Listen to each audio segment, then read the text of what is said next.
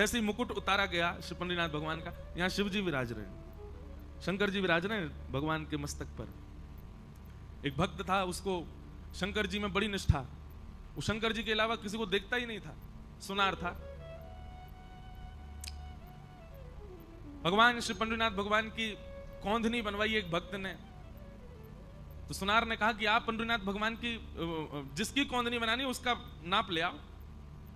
भगवान का नाप लेकर के एक धागे से कमर का और ले जाकर के उसको दे दिया, बोले लो बना दो। लेकिन ठाकुर जी को जिस पर कृपा करनी होती है, ठाकुर जी उसको कैसे भी खींच लेते हैं। उस सुनार ने बढ़िया कौंधनी बनाई, जो साइज था उसके अकॉर्डिंग दे दी। जैसे ही पहुंचे 4 अंगुल कम हो गई। उसको जाके बोला, ए भाई तुमने छोटी बनाई है? बोले तुमने जो मुझे नाप दिया उसके अनुसार बनाई है। बोले 4 अंगुल छोटी। बोले लाओ बड़ी कर देता हूं। 4 अंगुल बढ़ा दी। अब जाकर के जैसे पंडरीनाथ भगवान को धराई तो वो 7 अंगुल बड़ी हो गई। जिन्होंने कौंधनी बनवाई वो जाके बोले, भाई तुम नाप ढंग से बनाओ यार, ऐसे मत करो, हमको नाप ठाकुर जी के लिए हमको। अच्छा ये बात भी थी कि वो खुलासा नहीं कर रहे थे कि पंडरीनाथ भगवान के लिए बनवानी है। क्यों? क्योंकि वो सुनार बड़ा अलग मिजाज का था, उसके सामने कोई विट्ठल विट्ठल भी बोलता तो वो चिल्लाता था। बोल मेरे इष्ट महादेव है, उनके अलावा किसी का नाम नहीं सुनूंगा मैं। उन्होंने कहा एक काम करो, जिनकी कौंधनी बनवानी है उनके पास मुझे ले चलो। बोले चलो। बोले कहां लेके चलोगे? बोले पंडरीनाथ भगवान। वो तो महाराज बैठ के बोले, तुमने पहले क्यों नहीं बताया? उनकी कौंधनी बनानी, तुम बनाता ही नहीं। अरे मैं तो केवल अपने महादेव का उपासक हूं, ये अन्य देवताओं को मैं नहीं पूछता। सेठ ने कहा, भाई तुझको पैसा पूरा दे दिया है, अब व्यवस्था सब हो गई, अब तुमको ही बनाना पड़ेगा और कोई उपचार नहीं। आंख पर पट्टी बांध करके गया। मैं पंडरीनाथ को देखूंगा नहीं, मेरी एक ब्रह्म निष्ठा नष्ट हो जाएगी, मैं केवल महादेव का दर्शन करता हूं। ठाकुर जी कितने कृपालु, उस भक्त को अनुभव कराने के लिए कि मैं और शिव अलग नहीं है। ठाकुर जी ने जैसे उसने स्पर्श किया मुखमंडल का, तभी देखता है चिदानंद रूप शिवोहम शिवोहम, चिदानंद रूप शिवोहम शिवो। आज एक मन में भाव आ रहा था जब अभिषेक हो रहा था कि पूरे विश्व में ठाकुर जी के चरण अभिषेक शंकर जी अपने सिर पर धारण करते हैं। गंगा जी क्या है? गंगा जी ठाकुर जी का चरणोदरी तो है, चरणामृति तो है भगवान का, उसको महादेव सिर पर धारण करते हैं। एकमात्र पंढरपुर ऐसा स्थान है जहां पर महादेव का अभिषेक होने के बाद ठाकुर जी के ऊपर आता है। एकमात्र पंढरपुर है ऐसा, नहीं तो हर जगह महादेव ठाकुर जी के चरणामृत से स्नान करते हैं, परंतु यहां पर महादेव शीश पर विराज रहे हैं, उनका अभिषेक होता है, उनका जल ठाकुर जी को आता है। केवल किसके लिए? उस सुनार के लिए ठाकुर जी ने महादेव को विराजमान कर लिया कि उसकी एक निष्ठा नष्ट ना हो। अपना कोई स्वरूप ही नहीं है ठाकुर जी का, अपना कोई श्रृंगार ही नहीं है, अपनी कोई इच्छा ही नहीं है, बस मेरे और आपके लिए ठाकुर जी बैठे। हम आप सब भी यदि उन प्राचीन भक्तों के समान भाव वाले हो जाएं तो आज भी ठाकुर जी रूप बदल सकते हैं। हमारे भावानुसार ठाकुर जी आज भी श्रृंगार कर सकते हैं। ऐसे श्री पंडरीनाथ भगवान, उनको बारंबार प्रणाम करते हैं। हम तो आज बार बार यही वंदन करके आए, नाथ जल्दी कृपा करो, 1-2 साल में एक कथा हमारी पंढरपुर में करा दिया करो। दर्शन करने तो हम ऐसे ही आ जाएंगे, आसपास बंबई में भी हुए, पूना में भी हुए, पर एक आध बार के दर्शन में सुख नहीं। अब तो 7 दिन का अच्छा लगता है कि 7 दिन आए, यहीं पर रह रहे हैं, यहीं पे खा रहे हैं, यहीं पे पढ़े हैं और यहीं पढ़े पढ़े कथा भी सुना रहे हैं, दर्शन भी कर रहे हैं। उसका सुख ही अलग है, उसका आनंद ही अलग है।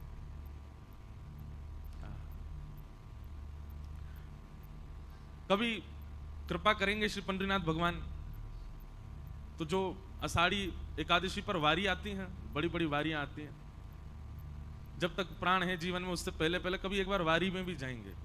और अब पता नहीं चल पाएंगे कि नहीं, वो तो 20-20 किलोमीटर गिरिराज जी की परिक्रमा के बराबर तो रोज चलते हैं, तब जाके महीना भर में पहुंचते हैं सब। पर ये कुछ भाव हैं, जैसे संसारी व्यक्ति के इच्छाएं होती हैं, मुझे अमेरिका जाना है, मुझे स्विट्जरलैंड एक बार तो देखना है, मुझे पेरिस घूम के आना है, मुझे ऑस्ट्रेलिया जाना है, मुझे वहां। भक्त के यही रहते हैं, बोले क्या एक बार जगन्नाथ जी की रथ यात्रा करनी है, एक बार श्री पंडरीनाथ भगवान की वारी करनी है, एक बार श्रीनाथ जी में जाकर के जन्माष्टमी उत्सव मनाना है। अपने जीवन में एक एक बार ये अनुभव तो लेना ही है। महाराज ऐसा बताते हैं, जब वारियां निकलती हैं ना तो श्री आलंदी के जो शिखर पर कलश हैं, कलश हिलने लगते हैं, कलश झूमने लगते हैं वारी के स्वर सुन करके। मैंने शायद पहले दिन बताया ना, ठाकुर जी का दर्शन तो बहुत कम, जो लोग लाइन में लगे वो लोग कर लेते हैं, पर लाखों लोग जो पंढरपुर आते हैं वो तो केवल कलश देख करके चले जाते हैं। क्यों? बोले आषाढ़ी के समय पर पंडरीनाथ भगवान ऊपर बैठे होते हैं, कलश पर ही बैठे होते हैं, वहीं बैठ करके सबको दर्शन दे रहे होते हैं। ऐसे साक्षात पर ब्रह्म स्वरूप। हमारे भारत में तीर्थों की स्थापना आदि शंकराचार्य भगवान ने की, परंतु पंढरपुर की तो पूर्व से ही स्थापित है पंडरीनाथ। ये जो जिन स्वरूप का हम दर्शन कर रहे हैं, ये पुंडलीक को दर्शन देने वाले आए ठाकुर जी जब ईंट पर खड़े हो गए, वही स्वरूप ठाकुर जी का मूर्तिमंत होकर के विराजमान हो गया। आद्य गुरु शंकराचार्य भगवान को जब पता चला तो वो तो देखने आए कि कैसा स्थान है, कैसा तीर्थ है। ये पूर्व से ही विद्यमान है तीर्थ, इसलिए अद्भुत है। हमारे उत्तर भारत में इतना प्रचार नहीं है पंढरपुर का, उत्तर भारत के लोग ज्यादा जानते भी नहीं है। हमारे राजस्थान के भी लोग, मारवाड़ी लोग, हमारे उत्तर भारत के लोग, और ऊपर चले जाओ हरियाणा, पंजाब, वहां के तो जानते ही नहीं है। उनको भी ये प्रचार करना पड़ेगा उनके बीच में कि भाई हमारे लाला यहाँ पे भी। हाँ, किसी को ये बोलो पंढरपुर जा रहे हैं तो नहीं समझता, उसको ये बोलो ऐसे खड़े हैं भगवान, तो उसको थोड़ा बहुत कुछ अंदेशा, कभी देखी होगी फोटो, अच्छा वहां जा रहे हो। ऐसे श्री पंडरीनाथ भगवान के चरणों में अपनी 7 दिन की वाणी की सेवा मुझे करने का अवसर मिला, मुझे बहुत सुख मिला। हम बहुत धन्यवाद करते हैं हमारे परतानी परिवार का, हमारे सब परिवार के लोग, महेश जी, दिनेश जी, और मुझे सबके नाम तो नहीं पता, क्षमा। और आप यही भाव रखना कि इनको पता चले भी नहीं, नाम पता चले ये कोई जरूरी थोड़े, हमारा भाव पता चले ये जरूरी होना चाहिए। इन सबका अथक प्रयास, सहयोग रहा।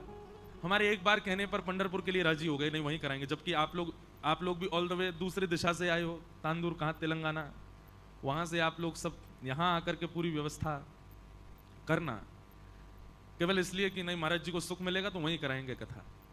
और सबको लेकर के यहाँ आए, इतने परिवार के सब जन, सब व्यवस्था, सबके लिए भोजन प्रसाद, सबके लिए उत्तम व्यवस्था का आपने विधान किया। हम आपको बहुत बहुत धन्यवाद कहते हैं।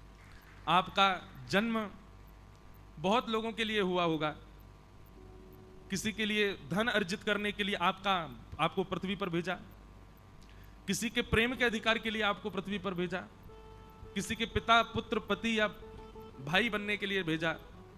लेकिन आपके अवतार और आपके अवतरण ही बोलेंगे, जो इतने भक्तों को लेके आ जाए ठाकुर जी के चरण में, वो अवतार ही है उसका। पर आपका मुख्य मूल उद्देश्य ठाकुर जी ने आपको पृथ्वी पर इसीलिए भेजा कि इतने वैष्णवों को और हम ब्रजवासियों को लेके आप पंढरपुर आ सको और 7 दिन रह सको। बाकी के सारे आपके जन्म लेने के कारण छोटे हो गए, ये सबसे बड़ा है, यही सबसे बड़ा है। इसी के लिए ही ठाकुर जी ने आपको योग्य बनाया, इसी के लिए ठाकुर जी ने आपको बुद्धिमान, विवेक और जो भी कुछ गुण दिए, इसीलिए दिए कि एक दिन ऐसे स्थान पर पंढरपुर, जिसको अधिकतर लोग जानते भी नहीं, वहां सबको ले जाकर के भगवत भागवती कथा हो। इसी के लिए ही ठाकुर जी ने आपको इस पृथ्वी पर जन्म दिया है। हम सबका कोई ना कोई उद्देश्य है, हम लोग खाली नहीं आए हैं पृथ्वी पर। खाने पीने, हंसने बैठने, ये सब काम करने के लिए अगर आए तो जानवरों ने भी यही काम करना है पृथ्वी पर आकर के, खाना है, पीना है, फिर वो सब कुछ करते हुए मर जाना है। अगर यही सब करते हुए हम लोग भी पृथ्वी पर आए तो हम में और जानवरों में अंतर क्या? पर हम कुछ परिवर्तन करके जाएं, हम जाएं तो सबको कुछ निधि दे करके जाएं, तो समझ जाओ कि हाँ, हमारे जन्म लेना हमारा सार्थक हो गया। अब जब तक हम सबके तन में प्राण है, ये स्मृति कभी जाने वाली नहीं है कि पंढरपुर में कथा हुई थी, क्या आनंद हुआ था, क्या ऊधम हुए थे। कल रात्रि परिक्रमा लगा के तो मुझको ऐसे लगा, अच्छा जब वो पूरी हो गई, मैंने कहा हैं हो गई पूरी? मैं उनको बोला, मैंने की हो गई? बोले हाँ। मैंने कहा यार पहले बताते तो हम रोज ही लगा देते, मुझे तो ये था कि बहुत बड़ी होगी, थक जाएंगे तो कहाँ से करेंगे। हमें पता होता कि इतनी छोटी सी परिक्रमा है तो भाई रोज नाच नाच करके, फुगड़ी लगा करके, उछल करके, क्या उधम मचा रहे सब पंडित जी लोग, सब लोग, कभी वारकरियों के साथ। ये जो उत्सव यहाँ आप लोग कर रहे थे सुबह के, वो उत्सव हम परिक्रमा में ही करते, फूलों की होली परिक्रमा में खेलते हुए करते परिक्रमा, कभी नाचते हुए करते, कभी कीर्तन करते हुए करते, कहीं बैठ जाते, वहीं पर बैठ करके रंग जम रहा है, अलग आनंद आता।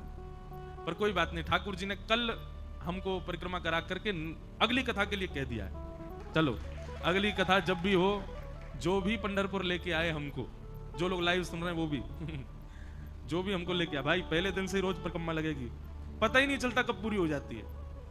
हमारी गिरिराज जी की, भैया कितने किलोमीटर और रह गई जी, बस आ गई। जो ये कहता है ये बस आ गई, उसके बाद 4 घंटे और लगते हैं। और जैसे ही महाराज पूरी होने वाली होती है, हे गिरिराज बाबा जय हो, बस बस नेक कैसु करवाओ। महाराज छाले पड़ गए पांव में, चला नहीं जा रहा है। जिसको नृत्य करना नहीं आता वो भी नृत्य करता सा दिखाई देता गिरिराज जी की परिक्रमा में। अद्भुत आनंद हमारे ब्रजमंडल का। वृंदावन की भी नहीं है इतनी छोटी, तो वृंदावन की भी 11 किलोमीटर की परिक्रमा है। महाराज हमसे पूछो, हम तो दंडवती और लगाए गिरिराज जी की, 6 महीना में पूरी भाई। लगे तो 15 दिन, पर 10 दिन एक बार, फिर उसके 6 महीना बाद 5 दिन और लगाई, तब जाके पूरी भाई। यहां की तो दंडवती लग जाएगी मुझको लगता है 2-4 घंटा में, तो आधा घंटा में तो परिक्रमा ही लग गई थी। अच्छा, इसमें भी ये भाव आया, किसी पंडितनाथ भगवान बोले कि भाई वारी करके वैसे इतनी दूर दूर से आते हैं, परिक्रमा और बड़ी कर दो तो थक जाएंगे, छोटी सी रखो। सब में हमारे सुख का भाव रखा। और भैया एक बात है, पूरे विश्व भर के ठाकुर, सबके ठाकुर हैं, नेताओं के ठाकुर हैं, करोड़पतियों के ठाकुर हैं, सेठों के ठाकुर हैं, साहूकारों के ठाकुर हैं, पर ये तो दीनों के ठाकुर हैं, भक्तों के ठाकुर। बिल्कुल भी कोई बंधन ही नहीं है कि मुझे ये छुए, या आपसे पहले वो व्यक्ति भी छू करके जाता है ठाकुर जी को, जिसके हाथ से कई लोग पानी पीना भी बाहर आकर के उसका पूछेंगे तुम कौन हो, तुम्हारे हाथ से पानी नहीं पियेंगे नहीं तो हम। उसको भी अधिकार है, वही अधिकार जो एक ब्राह्मण कुल जातीय व्यक्ति का है। लोग कहते हैं भगवान ने वर्णाश्रम क्यों बनाया, आके देखिए पंढरपुर में कोई वर्ण नहीं है यहां पर। यहां सबको अधिकार है ठाकुर जी के समीप जाने का। उनको अभी पता है आपको, पहले तो पंडितनाथ भगवान को ऐसे नीचे ऊपर थोड़ा ऊंचा सा चढ़ के ऐसे गले लगाने का अधिकार था, फिर अब हम लोग तो बहुत ही उद्यमी है ना, इसलिए ये नियम कर दिया कि केवल चरण छुओ। नहीं तो पहले तो ये नियम था, हर भक्त को श्री पंडितनाथ भगवान को हृदय से लगाने का अधिकार। सब हृदय से लगाओ फिर जाओ। आकर के देखिए पंढरपुर में कहां है वर्णाश्रम, कहां है जातिवाद। ठाकुर जी नहीं करते, ये सब मानवों ने किया है। जगन्नाथपुरी में जाकर के देखिए, स्कंद पुराण में लिखा है, यदि आप जगन्नाथ महाप्रभु का महाप्रसाद पा रहे हैं और उस समय आपके महाप्रसाद के पत्तल में यदि कोई और आकर के पाले, तो आप उसको पूछ नहीं सकते कि तुम क्यों पा रहे हो, उसको आपको देना ही पड़ेगा, नहीं तो आपके महाप्रसाद का अपराध आपको लगेगा। मान लीजिए आप खा रहे हो और आपकी थाली, आपकी पत्तल में से केले के पत्ते में पाते हैं, अगर मैं आकर के सामने बैठ के खाने लग जाऊं, अपरिचित व्यक्ति, तो आप मुझे संशयात्मक दृष्टि से भी नहीं देख सकते, मुझे पूछ भी नहीं सकते क्यों खा रहे हो भाई, हमारा है हमको खाने दो। नहीं, अगर आपने ऐसा किया तो महाप्रसाद का सारा पुण्य खत्म हो जाएगा, ऊपर से पाप और लगेगा। ये नियम है, स्कंद पुराण में लिखा है। और केवल मानव नहीं, स्कंद पुराण में तो यह भी लिखा है कि आप महाप्रसाद पा रहे हैं और कोई अगर बिल्ली, कोई अगर कुकर आकर के आपके महाप्रसाद में अगर जीभ लगा के चाट जाए तो आप उसको भी नहीं हटा सकते। लोग कहते हैं कि भगवान ने ऐसे ऐसे वो छुआछूत कर रखी है, ये कर दिया वो, ये सब ठाकुर जी ने नहीं किया, ये हमने किया। आपको पता है, जैसे पंढरपुर में अंदर प्रवेश का अधिकार है, ऐसे प्राचीन भारत में हर मंदिर में ठाकुर जी के अंदर प्रवेश का अधिकार था। सबको जाकर के ठाकुर जी को स्पर्श करने का अधिकार था, पर कुछ पंथ के लोगों ने उसका दुरुपयोग किया और वे ले जाकर के दूषित वस्तु अपने पास रख के ले जाते थे और गर्भगृह में जाकर के वहां फैला देते थे। समझ रहे हैं बात को हम क्या कहना चाह रहे हैं? कुछ अन्य पंथ के लोग, कुछ अन्य भाव वाले लोग, जिनको ये सब प्रिय नहीं है। मुगल आक्रांताओं के बाद में मुगलों ने तो हमारे सारे मंदिरों की सारी शिल्पकारियां तोड़ दी। वो तो पूर्ण रूप से चाहते थे कि हम ठाकुर जी को विद्रोह, इनको भी नष्ट कर दें।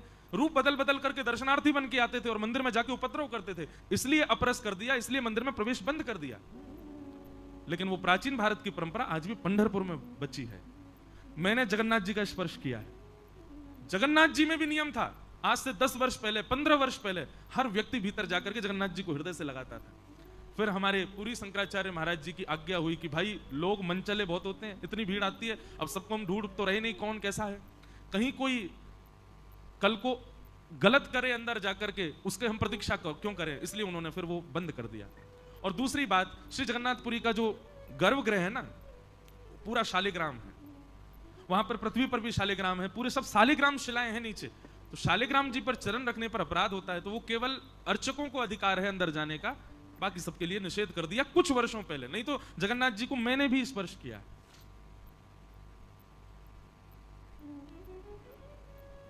ठाकुर जी तो कभी नहीं चाहते कि आपसे दूर रहें, वो तो सदा आपके होना चाहते। इसलिए भैया पंढरपुर साल में एक बार जरूर आइएगा। आज से ये संकल्प करके जाओ, कथा हो नहीं हो पता नहीं कब हो, पर आप सब संकल्पित होके जाओ, साल में एक दिन निकाल करके पंढरपुर जरूर आइएगा। ठाकुर जी ने सौभाग्य हमको 7 दिन का प्रदान किया, इसका ऋण हम पर चढ़ा है, वो जीवन भर चुकाइएगा। ठाकुर जी को आके साल में एक बार प्रणाम करना, हे नाथ, हे दीनाचनाथ, आपकी कृपा से हम पंढरपुर आए, आपने बहुत अनुग्रह किया। तो इस प्रकार भाव हैं। कुछ प्रश्न आए हैं, वैसे तो रोज ही आते थे, मैं भूल जाता था बताना, आज अंतिम दिन है। किसी का भाव है निधिवन के बारे में बताइए। श्री निधिवन, वृंदावन पूरा ही वन है, पर वृंदावन में सप्त निधि हैं जिनको हम रोज गाते हैं। गोविंद देव, मदन मोहन, गोपीनाथ, राधा रमण, राधा वल्लभ, युगल किशोर और कौन है सातवें? जोर से बोलो, बांके बिहारी। ये 7 निधि हैं।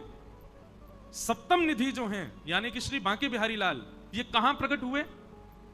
ये निधि वन में प्रकट हुए। तो जिस वन ने वृंदावन को ऐसी सुंदर निधि प्रदान की ठाकुर जी की, इसीलिए उस वन का नाम निधि वन पड़ा। तो निधि वन, जहां से श्री बिहारी जी प्रकट हुए। बंधुओं, श्री निधि वन में अपने स्वामी श्री हरदास जी महाराज विराजते थे और वहां विराज करके भजन करते थे। अभी आप लोगों को इसका विस्तार सुनना हो तो 20 तारीख से हमारी कथा सुनिएगा। 20 से 26 अगस्त भक्तमाल कथा पहली बार हम करने जा रहे हैं श्री जयपुर में। जयपुर में ही भक्तमाल जी लिखी गई हैं, वहीं गलता जी हैं स्थान, वहीं पर भक्तमाल जी की रचना हुई।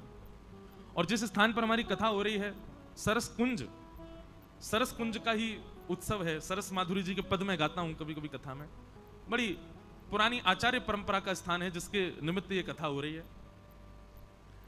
तो वहां पर हम 3 रसिक जनों की चर्चा करेंगे, स्वामी श्री हरिदास, हरिवंश महाप्रभु और श्री हरिराम व्यास।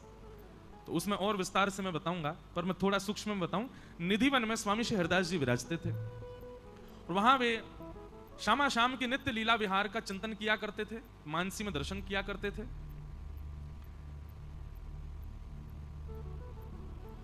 उनके शिष्य जो थे श्री विट्ठल विपुल देव जी, उनके मन में एक बार भाव आया कि गुरुवर, आप नित्य ही एक कुंज का दर्शन करते हैं, कुंज को प्रणाम करते हैं। इस कुंज में क्या, कुंज किसको कहते हैं? लता पत्रों से ढकी हुई, इस प्रकार लता पत्र जब एक छत्र जैसी बना लें तो उसको कुंज कहते हैं। जैसे अब ये कपड़े का एक कुंज बना है, ये पंडाल जो है ये क्या है? कपड़े का कुंज है। इसी की जगह लता पत्रों से ये ऐसे बन जाए, छांव बन जाए, तो ये कुंज कहलाएगी। वृंदावन में ऐसी अनेक कुंज हैं। तो एक खाली कुंज थी, स्वामी श्री हरिदास जी उसका दर्शन करते थे और उसको प्रणाम करते थे। तब उनके शिष्य श्री विट्ठल विपुल देव जी का भाव हुआ, उन्होंने चरणों में प्रणाम करते हुए कहा, भगवान आप नित्य कुंज को प्रणाम करते हैं, यहाँ कौन है? बोले आप जाओ कुंज को प्रणाम करो और कुंज को प्रणाम करके जो दिखे उनसे प्रसाद मांग करके लाना। भीतर जाकर के उन्होंने कुंज को प्रणाम किया। प्रणाम करके जैसे ही देखा तो शामा शाम किशोरी जी और ठाकुर जी दोनों अलग अलग एक ही सिंहासन पर एक दूसरे के साथ रमण कर रहे हैं, विहार कर रहे हैं, लीला कर रहे हैं। तब भुजा आगे करके पहले तो बहुत देर तक दर्शन किया, तब उन्होंने कहा, गुरुदेव ने आज्ञा की कि प्रसाद लेकर के आना। तब हमारी किशोरी जी और ठाकुर जी दोनों एक रूप हो गए, तभी उस कुंज में प्रकट हो गए श्री वृंदावन बिहारी लाल, जिनका आज पूरा विश्व दर्शन करता है। किशोरी जी और ठाकुर जी दोनों एक भय, एक रूप प्रकट हो गया। ललिता विशाखा सखियों ने वही रूप श्री विट्ठल विपुल देव जी को प्रदान किया। उनको लेकर के वे बाहर आए। उस दिन बिहार पंचमी थी, जिसको विवाह पंचमी भी कहते हैं, जिस दिन राम जी और सीता जी का विवाह हुआ। अधिकतर सर्दी के महीने में आता है वो समय। और उस दिन निधिवन राज में श्री वृंदावन बिहारी लाल प्रकट हुए। बोलो वृंदावन बिहारी लाल की हमरो प्रणाम, श्री बांके बिहारी को हमरो प्रणाम, श्री बांके बिहारी को हमरो प्रणाम, श्री बांके बिहारी को हमरो प्रणाम, श्री बांके बिहारी। गाओ। मोर मुकुट माथे तिलक विराजे, मोर मुकुट माथे तिलक विराजे। अब वृंदावन जाने की तैयारी है, तो अब पंडरीनाथ भगवान को प्रणाम करें और इन्हीं में ही बिहारी जी का दर्शन करें, तभी यहां से जा पाएंगे। भाव से बिहारी जी को प्रणाम करो। मोर मुकुट माथे तिलक विराजे,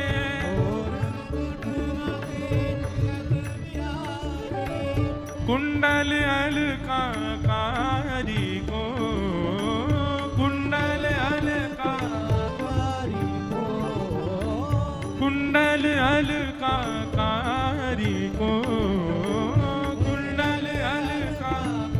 गाओ भाव से। ओ हमरो प्रणाम श्री बांके बिहारी को, हमरो प्रणाम श्री बांके बिहारी को, हमरो प्रणाम श्री कुंज बिहारी को, हमरो प्रणाम श्री कुंज बिहारी को।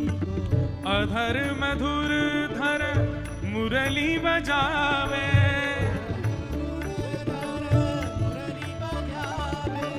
अधर मधुर स्वर मुरली बजावे,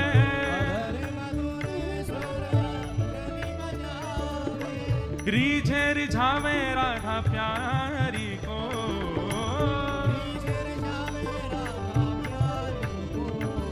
हाँ रिझे रिझावे श्यामा प्यारी को, रिझे रिझावे श्यामा प्यारी को। हे हमरो प्रणाम श्री बांके बिहारी को, हमरो प्रणाम श्री बांके बिहारी को, हमरो प्रणाम श्री कुंज बिहारी को, हमरो प्रणाम श्री कुंज बिहारी को। यह छवि देख मगन भई मीरा,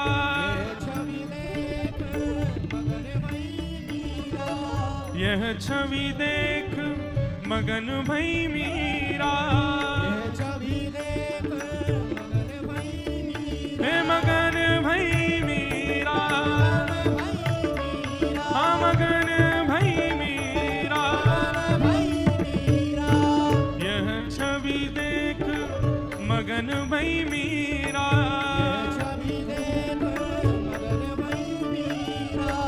गोविंद गिरिवर धारी को, गोविंद गिरिवर धारी को, गोविंद गिरिवर धारी को, गोविंद गिरिवर धारी को।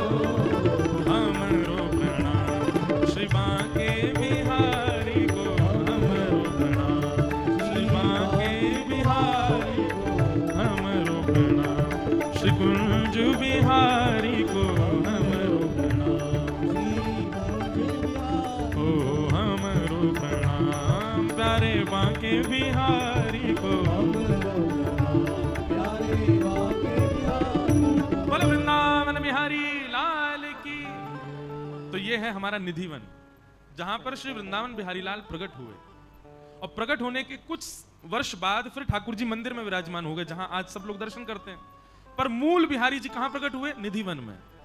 और ऐसा कहते हैं कि निधिवन में आज भी रास बिहार होता है। हम ऐसा कह रहे हैं निधिवन में नहीं होता है, पूरे वृंदावन में होता है, आज भी रास बिहार होता है। देखने के लिए दृष्टि चाहिए, देखने के लिए आंखें चाहिए। अगर आपके पास दृष्टि है का मतलब रसिक जनों की कृपा, संत जनों की कृपा और वृंदावन की कृपा और श्यामाजू की कृपा यदि आपके ऊपर है, तो आपकी दृष्टि में आज भी आप वृंदावन जाओगे तो वृंदावन में आपको रास बिहार का दर्शन होगा। ऐसा निधिवन राज, उसको हम बारंबार प्रणाम करते हैं। दूसरा किसी का प्रश्न आया है, सभी नाम लेने का मन कर रहा है, कौन सा जो एक कैसे फिक्स करें? ये इनका प्रश्न ये है कि इनको सारे नाम बढ़िया लग रहे हैं। आप जिस भूमि पर बैठे हो पंढरपुर, यहां पे भी तो सारे नाम है, राम कृष्ण हरि। त्रेता, द्वापर और सतयुग तीनों युग हैं, और गाय कब जा रहे हैं? बोले कलयुग में। तीनों ठाकुरों को यहां स्मरण किया गया। लोग कहते हैं कि महाराज जी हम कृष्ण कृष्ण जपते हैं, पर कभी कभी राम राम याद आ जाता है तो मन में लगता है अपराध तो नहीं हो रहा। अरे क्यों होगा अपराध? आप महामंत्र गाओ, हरे कृष्ण कृष्ण कृष्ण हरे हरे, हरे राम राम राम हरे हरे। वहां पर भी तो राम कृष्ण दोनों के नाम हैं। राम कृष्ण और नारायण ये तीनों अलग नहीं है, एक ही हैं, बस युग में अलग अलग अवतार हुए हैं। इनके विलग जो नाम हैं उनको आप ले सकते हो, पर निष्ठा किसी एक में ही रखो। समझ में आई बात? महादेव का भी उच्चारण करो, हनुमान जी का भी उच्चारण करो, देवी का भी उच्चारण करो, जितनी देवी देवता हैं सबका उच्चारण करो, पर निष्ठा केवल एक में रखो। निष्ठा किसी एक में रखनी पड़ेगी। अब वो निष्ठा कैसे बनेगी? सत्संग की कृपा से बनेगी।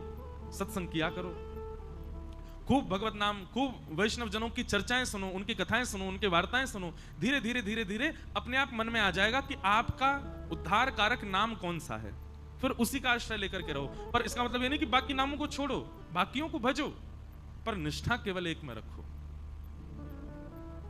सबकी माताएं पूजनीय हैं, पर अपनी मां, जन्मदात्री मां तो विशेष है ना। ठीक वैसे ही सबकी मां को वंदन करो, सबकी माताओं को प्रणाम करो, पर अपनी जन्मदात्री मां को तो विशेष अधिकार देना पड़ेगा ना। ऐसे ही सभी देवी देवताओं के नामों को प्रणाम करो, सबका नाम बोलो। कभी महाकाल जाने का अवसर मिले जरूर जाओ, वैष्णो देवी जाने का अवसर मिले जरूर जाओ, दक्षिण में कार्तिकेय भगवान का अवसर मिले दर्शन का, अय्यप्पा स्वामी जरूर जाओ, पर अपनी निष्ठा एक जगह रखो। और वो निष्ठा हम तो ऐसा कहेंगे कि परब्रह्म नारायण के ही रूपों में होना चाहिए। उसके अतिरिक्त यदि आपकी निष्ठा कहीं और है, हनुमान जी में पर निष्ठा है, अब देखो हनुमान जी में पूर्ण रूपेण निष्ठा होना, उसमें कोई वो नहीं, बहुत आनंद की बात है, पर हनुमान जी भी तो निष्ठा राम जी में रखते हैं। देवी भी तो ठाकुर जी के पराधीन हैं, इसलिए ठाकुर जी के परब्रह्म रूप में अपनी निष्ठा रखो, बाकी सबसे प्रेम रखो। और ये अलग अलग नाम मन में आ रहे हैं, अब कौन कौन से नाम आ रहे हैं ये तो इसमें लिखा नहीं है आपने, वो लिखते तो फिर हम और थोड़ा क्लियर हो जाते कि कौन कौन से नाम आ रहे हैं। वो ठाकुर जी के ही अवतारों के नाम आ रहे हैं तो कोई दोष नहीं है, लेकिन अब आजकल भगवान भी तो बहुत सारे हो गए। जब आप लोग पंढरपुर मंदिर में जाएंगे तो काष्ठ मंडप जो है पीछे वाला, सभा मंडप जो है, वहां पे 33 कोटि देवताओं का एक बना हुआ है, वहां पे बहुत सारे देवता हैं। आज हमने वहां दर्शन किए, कई सारे देवता थे वहां पे, और कई देवता ऐसे हैं वो देवता नहीं है, वो केवल संत हैं, पर हमने उनको देवता मान लिया। अगर संत को देवत्व मान करके भजोगे, पीड़ा संत को ही होगी, उनको संत मान करके ही भजो। तो ये विवेक कथा सुन सुन करके आपके अंदर आएगा कि परब्रह्म के स्वरूप कौन कौन से हैं।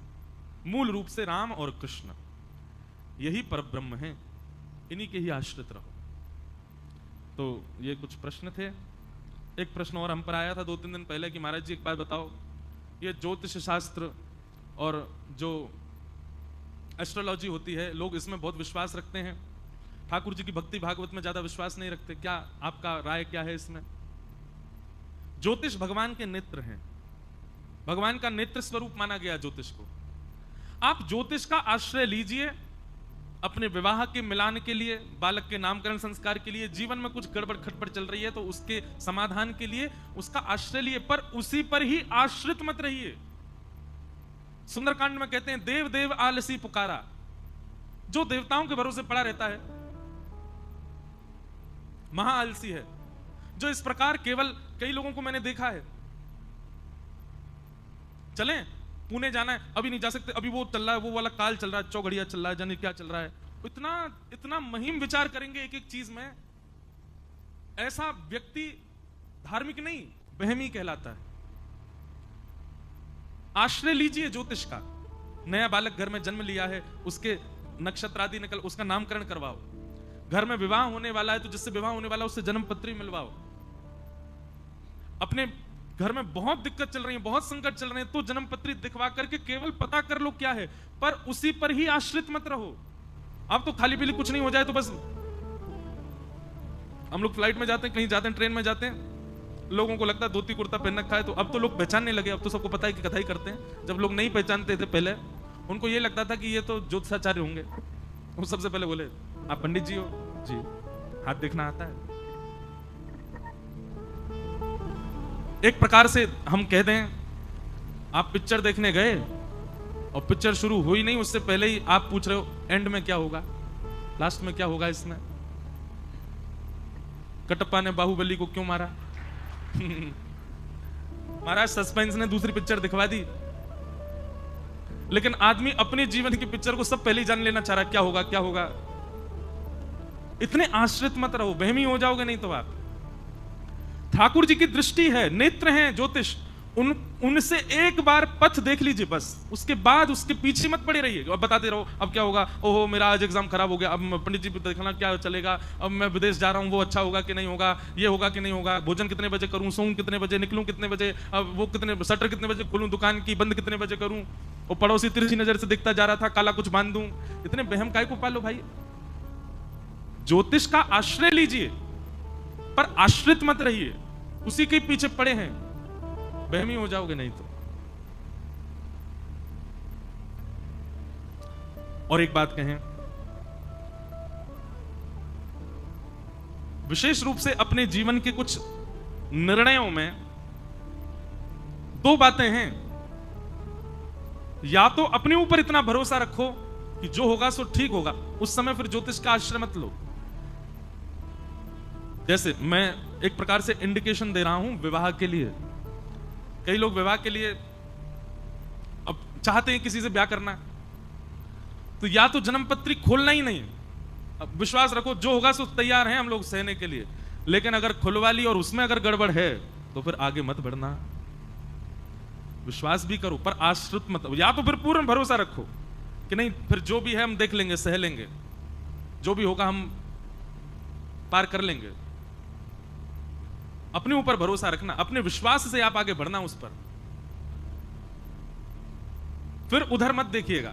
वो जन्मपत्री ठाकुर जी चरणन के नीचे धर दो, बोले आप देख लेना जो आपको ठीक लगे, बढ़िया सब कर लेना, अपने ऊपर विश्वास करके आगे बढ़ चलना बस।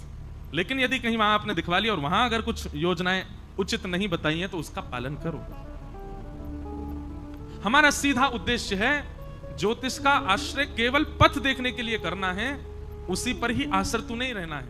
लिखा है पंढरपुर 100 किलोमीटर सीधा, तो बस अब सीधे चलते रहो, आश्रित मत रहो कि नहीं यहां तो रोड ऐसे कर्व ले रहा था आगे से और यहां लगा सीधा, हम आगे खेत में जाएंगे गाड़ी लेके। ऐसा थोड़ी होता है, अब रोड कर्व ले रहा है तो आपको लेना ही पड़ेगा। अब वहां पर भी आप किसी को ढूंढो, अरे रोड कर्व ले रहा है, पीछे तो रुका, तो सीधा ही जाना है, यहां तो ऐसे मुड़ रहा है रोड, क्या करें। इतने आश्रित मत रहो, अपने ऊपर भरोसा रखो, थोड़ा बहुत जानकारी के लिए पूछ लिया, उसके बाद चलते रहो, करते रहो। हम कोई ज्योतिष की निंदा नहीं कर रहे, मैं खुद, हमारे साथ जितने, मुझे नहीं आता पर हमारे पंडित जी सब जानते हैं। मुझसे कोई कहे ज्यादा नहीं, मैंने कहा भाई देखो ये सब उल्टे सीधे कामों के लिए नहीं पूछो, हाँ घर में कोई बालक है उसके लिए पूछवा लो, विवाह का कोई संबंध का कार्य उसके लिए करवा लो, पूछ लो अपना सब कुछ। पर खाली पीली बैठे कुछ नहीं है तो बस ये हमारे जी हाथी दिखवा दो, हमारा ऐसे काय को दिखवा दो। अरे भाई कर्म पर विश्वास रखो, चलो आगे। एक बहुत अच्छे ज्योतिषाचार्य थे, लगभग 12 वर्ष पुरानी बात है, हम कथा तो 9 साल से कर रहे हैं। उससे पहले स्कूल में पढ़ता था, 11th 12th में होऊंगा, नहीं 9th में था, 9th या 10th में था। तो हम ऐसे बैठ के, मैंने कहा हाँ महाराज जी बताओ क्या होगा जीवन में आगे। तो मुझको बोलते हैं तुम जीवन में कथाकार तो नहीं बनोगे, और अगर तुम व्यासपीठ पर बैठे तो मैं अपना ज्योतिष छोड़ दूंगा। 9 साल से ढूंढ रहा हूं, मुझे मिल नहीं रहे वो। अब इसमें ज्योतिष की निंदा नहीं, आपके कर्म में और आपको अपने ऊपर यदि भरोसा है तो आप हर वस्तु प्राप्त कर सकते। अपने ऊपर विश्वास रखो, ठाकुर जी के ऊपर विश्वास रखो, बढ़ते चलो, करते चलो, कर लोगे जो चाहोगे। मैंने एक बात कही थी कि हम सबकी एक लाइन ड्रॉ करते हैं बस ठाकुर जी, और उसमें बीच बीच में एक डॉट बना देते हैं कि इन डॉट्स पे इसको 2 अपॉर्चुनिटी मिलेंगी, एक सही एक गलत। अगर ये सही चुनेगा तो सीधा चलेगा, गलत चुनेगा तो फिर लाइन नीचे की तरफ जाएगी। ठाकुर जी हमको सही गलत मार्ग पे नहीं भेजते, वो तो केवल 2 मार्ग दे देते हैं सामने। पूड़ी भी बनी है, रोटी भी बनी, तुम क्या खाओगे? पेट दोनों से भरेगा। रोटी खाओगे तो अच्छा है, पूड़ी खाओगे तो ऑयली है, महाराज तबीयत खराब हो सकती है, लेकिन हमारा आकर्षण है पूड़ी की तरफ, खा लेते हैं और उसके बाद फिर बीमारी आने लगती है अंदर। पेट दोनों से भर रहा है, ठीक वैसे ही ठाकुर जी 2 अपॉर्चुनिटी आपके सामने दे देते, एक ये है एक ये है। आपको लगता है एक पे जाने से फायदा ज्यादा है, एक पे जाने से फायदा कम है, पर भार कम रहेगा, और आप उस मार्ग को चुन लेते हो, वो सही होता है, तो उससे फिर आगे बढ़िया रहता है। अब एक और बात, सही और गलत मार्ग की पहचान कैसे हो, ये भी सत्संग सिखाता है। विवेक बुद्धि आना, सही गलत का अनुभव होना। सत्संगी व्यक्ति जो नहीं होता है ना, जो सत्संग नहीं, उसके पास विवेक नहीं होता। सही गलत में वो गलत को ही चुनता है अधिकतर। पर विवेकी व्यक्ति सत्संग जब करने लग जाता है ना, मैं कहा करता हूं, सत्संग करने से आप कोई साधु महात्मा नहीं बन जाओगे, सत्संग करने से आप विवेकी बनोगे। आप कथा सुनते सुनते आपके पास विवेक ऐसा जन्म लेगा, आपको तुरंत पता चलेगा कि क्या उचित क्या गलत। वो विवेक बुद्धि मिलती है और उसी से ही फिर आपका आगे का जीवन निर्मित होता चला जाता है। इसलिए ज्योतिष का सम्मान कीजिए, जरूरत पड़ने पर ही केवल उसका आश्रय लीजिए, उसी पर आश्रतु मत रहिए। अगर आप ज्योतिष पर आश्रतु रहते हैं तो आप बहमी हो। आप उसका आश्रय बस अपने कुछ उपयोगों के लिए लो, बस। बाकी अपने कर्म पर भरोसा रखो, अपने बुद्धि पर भरोसा रखो, अपनी क्रिया पर विश्वास करो, चल दो आगे, अच्छा होगा सब। तो ये कुछ प्रश्न थे, जितना आप लोगों को समझ में आया, जितना हमारी मति से हम बता पाए। अब आओ कथाक्रम को, 12 तो यहीं बज गए, 11:45, हम आए भी तो लेट हैं। अच्छा बताऊं, हमारी आज शाम की फ्लाइट थी, हमने कैंसिल कर दी। क्यों? रात भर तो परिक्रमा लगाए, सुबह से कड़कड़ा काकड़ा आरती करने गए। कई संत यहाँ पंढरपुर के चातुर्मास करने आते हैं और वो लोग बाहर नहीं आते। उनका निमंत्रण आ गया हमको कि हमारे यहाँ आना, हमारे यहाँ आना। तो संतों का निमंत्रण आया तो मन में भाव आया कि जब पंढरपुर आए हैं, इतने संत बुला रहे हैं, तो सबके यहाँ जाना चाहिए। आज अगर निकल जाते तो संभव नहीं था, तो फिर इसलिए आज तथा के उपरांत सबके यहाँ प्रणाम करने जाएंगे। फिर चंद्रभागा जी में खूब आनंद करेंगे, स्नान करेंगे। फिर रात में शयन आरती को क्या बोलते हैं यहाँ पे? शयन आरती है? कोई एक बोलो, क्या बोलते हैं? शयन आरती बोलते हैं ना? नहीं,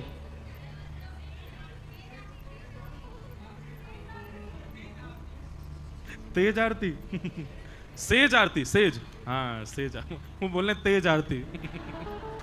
मैंने कि सुबह की कड़कड़ा हो गई, रात की तेज हो गई। तो भाव था कि आज ठाकुर जी को शयन करा करके फिर सुबह टल जाएंगे। परसों रक्षाबंधन है, हमको तो आज सुबह उतारनी पड़ी नहीं, यहां तक तो हाथ भर गया था मेरा, और वो इतनी गीली हो गई स्नान के बाद कि मेरे पूरे वस्त्र लाल पड़ गए। तो फिर हमको उतारने पर, परसों रक्षाबंधन है, सब लोग अपने अपने घर पर बढ़िया प्रेम से रक्षाबंधन, रक्षा सूत्र। आपको पता रक्षाबंधन क्यों मनाते हैं हम लोग? भगवान बामन बनकर के जब बलि के यहां गए तो 3 पग जमीन का वरदान मांगा, और 3 पग जमीन का वरदान देते ही भगवान विराट हो गए। 2 पग से तीनों लोक नाप लिए ठाकुर जी ने। तीसरा पग देने के लिए बलि के पास कुछ नहीं बचा, तो बलि ने अपना सिर आगे किया कि तीसरा पग यहां रखो। तो ठाकुर जी इतने प्रसन्न हो गए बलि से, बोले वरदान मांगो, क्या चाहिए?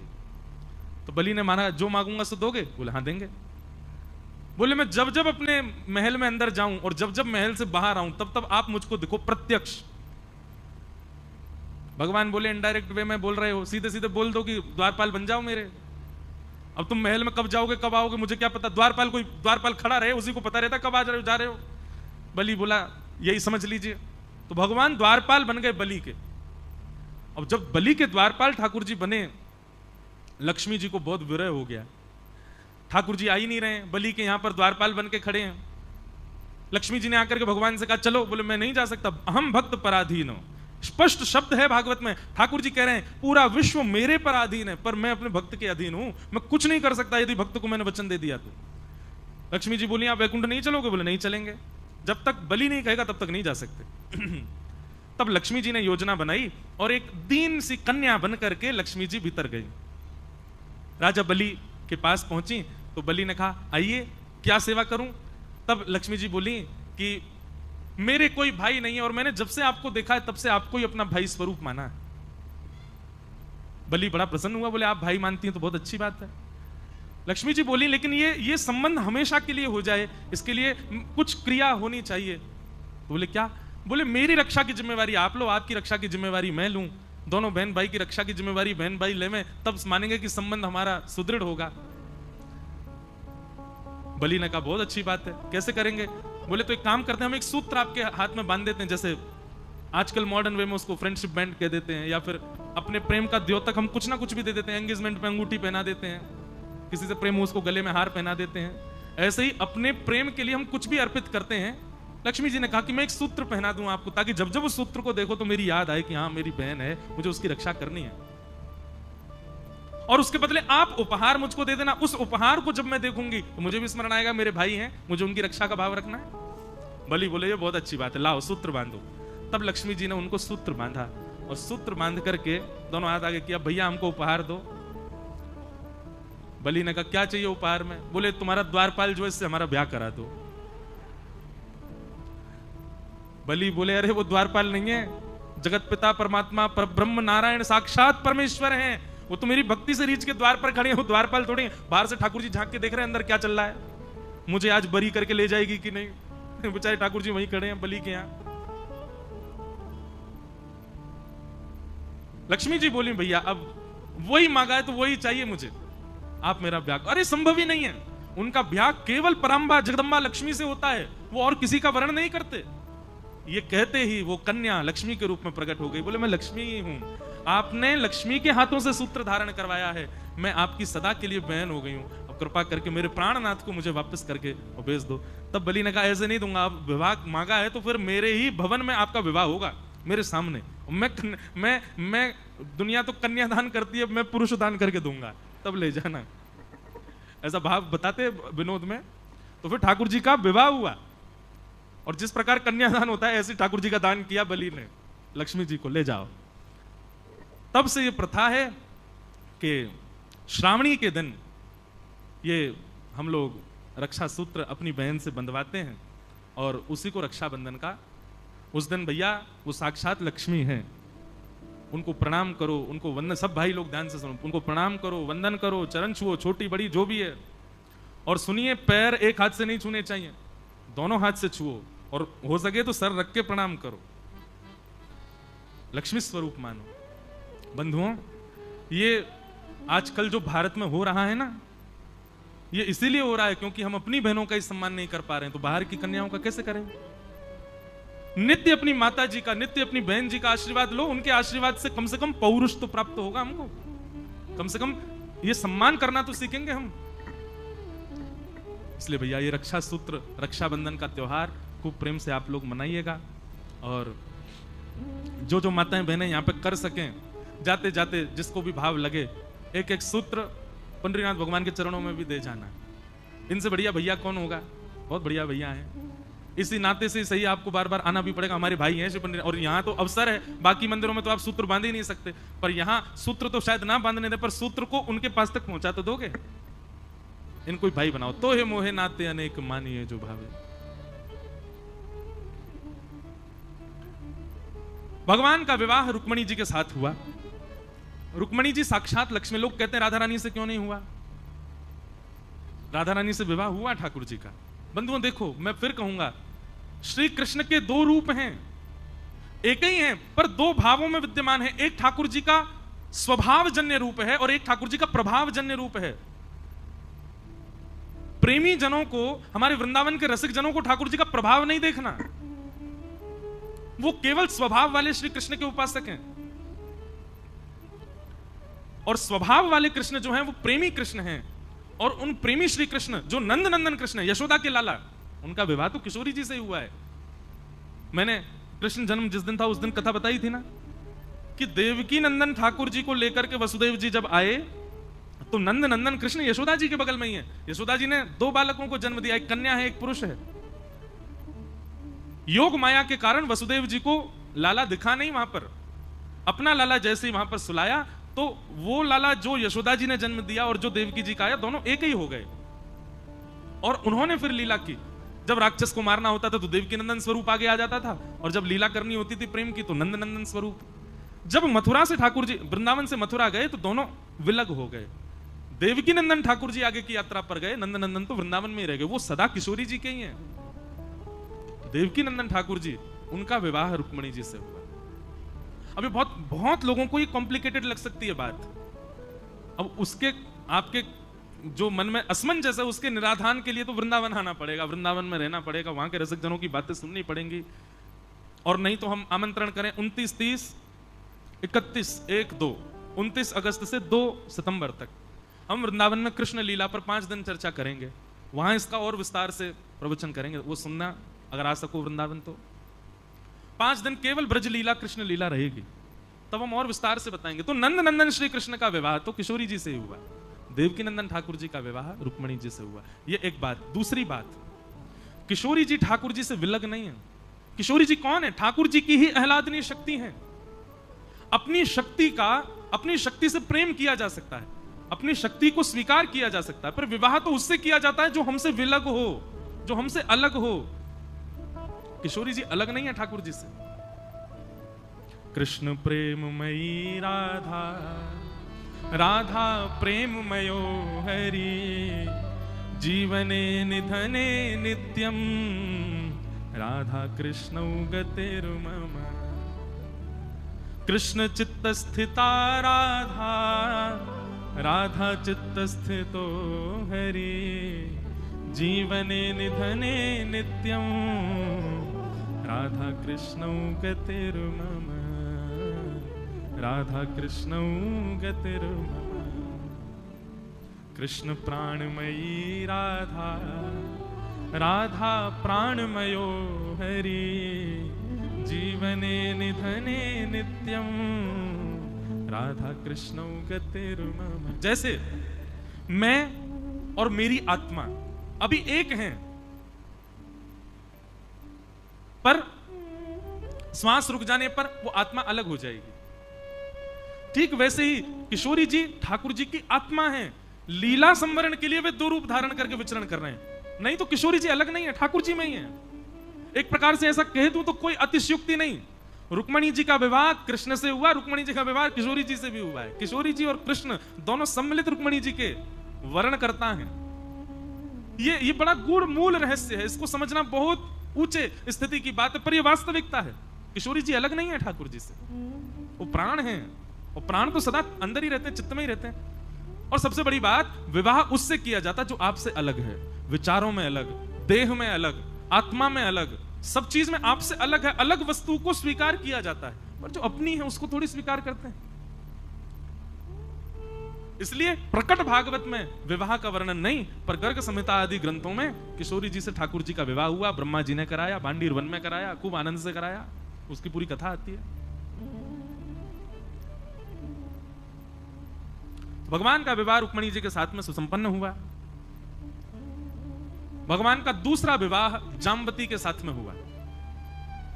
एक सत्राजित नाम का यादव रहता था द्वारिका में, उसके पास एक मणि थी, उसका नाम था सत्राजित मणि, सिमंतक मणि। सिमंतक मणि की योग्यता थी कि वो हजारों किलो सोना, उसकी 6-7 घंटे पूजा करो तो हजारों किलो सोना आता था उस मणि की कृपा से घर में पर दिन।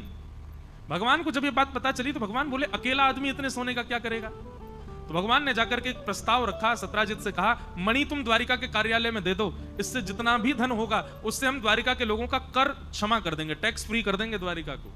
द्वारिका में फिर जो कुछ भी होगा उसी धन से होगा। और रही बात तुम्हारी मणि है तो तुम जितना कहोगे हम तुमको उतना दे दिया करेंगे। भगवान की बात भी सही थी, लेकिन सत्राजित बोला कि नहीं, मेरी मणि है, जितना धन आएगा सब मेरा है, मैं किसी को नहीं दूंगा।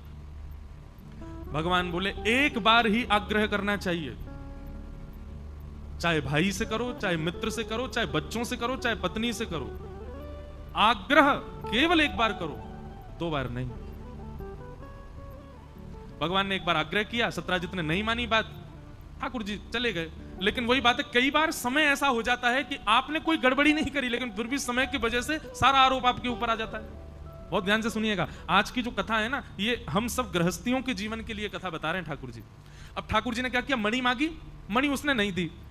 3 दिन बाद सत्राजित का छोटा भाई प्रसेन वो मणि पहन करके कहीं गया, सबको दिखाता हुआ जा रहा था, वन में जैसे गया शेर ने मार करके उसकी मणि अपने पास रख ली। शेर को एक भालू ने मार दिया, भालू मणि लेकर के चला गया। 5 दिन तक प्रसेन लौट करके नहीं आया तो सत्राजित ने भगवान पर आरोप लगा दिया कि ये मणि मांगने आए थे, मैंने देने से मना कर दिया, तो मेरे भाई को इन्होंने बंदी बना करके मणि चुरा ली। और आश्चर्य की बात यह नहीं कि सत्राजित ने भगवान पर आरोप लगाया, आश्चर्य की बात यह थी कि द्वारिका के लोगों ने मान भी लिया कि हाँ भगवान ने चुराई है। भगवान जब निकले रथ से तो सब लोग जय जयकार तो कर रहे हैं, पर मनी मन सब सोच रहे हैं बताओ, पर ब्रह्म होते हुए भी लोभ खत्म नहीं हुआ इनका, है मणि छुपा के रख लिए प्रसेन की। जबरदस्ती ठाकुर जी के ऊपर आरोप लग गया। भगवान हम आप सबको ये बात बताते हैं, हम सबके जीवन में ये दिन आएगा ही आएगा।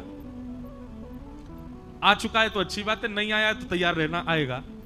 आप कुछ गलत नहीं करोगे फिर भी सारी गलती आपकी मानी जाएगी। सब सारे जितने भी योजना आप बनाओगे उन योजनाओं से गलत आप ही ठहराए जाओगे,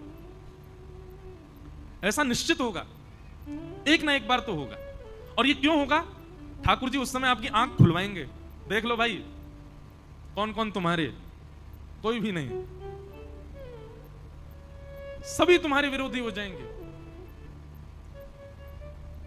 भगवान बोले द्वारिका के लोगों को बसाया मैंने, द्वारिका के लोगों को खिलाता मैं हूं, द्वारिका के लोगों की रोजी रोटी मेरे से है, द्वारिका में जितने लोग रहते हैं इनका घर मैंने बनवा बनवा के दिया, इन लोगों को जरासंध के युद्ध से बचा करके मैं द्वारिका लेकर के आया। और आज एक व्यक्ति की गलत बात सुनकर के इन्होंने यह भी विचार नहीं किया कि नहीं एक बार पूछ तो लें कि भगवान ने ऐसा किया है कि नहीं, बिना पूछे आक्षेप लगा दिया। यह है संसार। यहां भगवान को नहीं छोड़ा गया तो हम तो इंसान हैं, कैसे बच जाओगे आप? इसलिए तैयार रहो। मैं एक बात कथा में कहा करता हूं कि समुद्र मंथन हुआ था, पृथ्वी का जब मंथन किया गया अमृत निकला, पर विष भी तो निकला था। अमृत क्या है? प्रेम। अमृत क्या है? सम्मान। अमृत क्या है? स्नेह। और विष क्या है? अपमान। विष क्या है? अश्रद्धा। विष क्या है? आपके प्रति अविश्वास। तो जब अमृत पीने का शौक है तो विष पीने की भी योग्यता रखो। आज बहुत सम्मान यदि मुझे मिल रहा है तो मैं इस बात के लिए भी तैयार हूं कि कल को असम्मान भी हो सकता है। आज बहुत प्रेम मिल रहा है तो कल को क्रोध भी सहना पड़ सकता है सबका, और ये जीवन में आएगा सबके।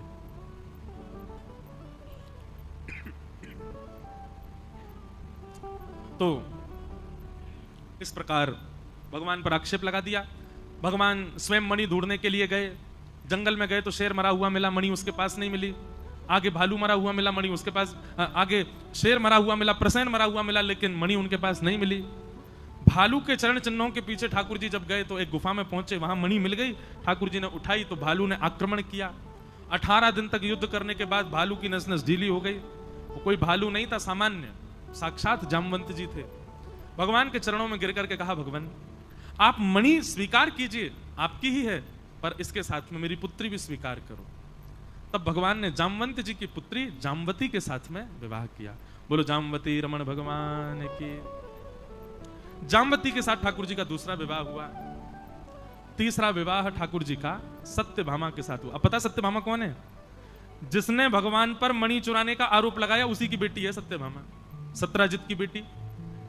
अब हुआ ऐसा कि भगवान जब मणि लेकर के वापस आए और सबको दिखा दिया, जामवती ने गवाही दे दी कि भगवान के पास मणि नहीं थी, मणि तो ऐसे ऐसे हमारे पास आ गई थी।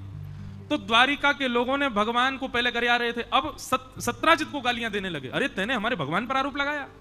सत्राजित की ऐसी स्थिति कर दी कि वो घर से बाहर ही नहीं निकल पा रहा।